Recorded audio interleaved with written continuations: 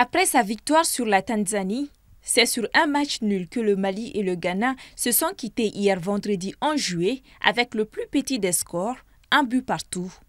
Avec 4 points juste derrière l'Afrique du Sud, les Aigles dames n'ont plus droit à l'erreur si elles veulent être certaines de voir les quarts de finale de cette CAN féminine.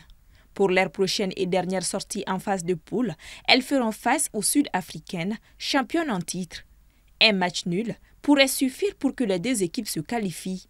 Donc c'est sûr que ce match, les deux équipes vont le disputer âprement. Et ici, il y a surtout aussi la première place du groupe qui est en jeu. C'est important parce que quand on est premier du groupe, on rencontre soit un troisième ou bien un deuxième de l'autre groupe.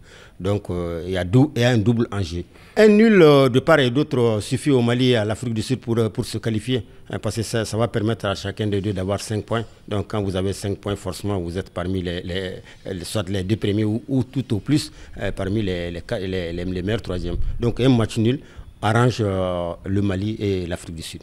Pour être sûr de conserver et de consolider sa place, le Mali a l'obligation de l'emporter sur les Sud-Africaines, car sa position dans le classement dépendra également du match des autres équipes de la même poule. Pour notre interlocuteur Souleymane Bobo Tunkara, avec l'actuelle équipe, le Mali pourrait faire mieux que les années précédentes. Et il faut éviter la défaite pour être sûr de participer au quart de finale. Et il faut aussi gagner pour être sûr de terminer en tête du groupe. Donc je pense que ça va être un match extrêmement important, comme d'ailleurs l'autre match, parce qu'aucune des deux équipes, ni la Tanzanie ni le Ghana, ne sont encore éliminés. Donc ces deux équipes vont chercher chacune aussi à gagner. Moi, je ne vois pas de grosses pointures, à part un tout petit peu la Zambie. J'ai vu pratiquement tous les matchs. À part la Zambie, je n'ai pas vu en tout cas de grosses équipes capables de poser des problèmes au Mali. Donc je pense qu'on a une chance, il y a quelque chose à aller chercher lors de cette CAN.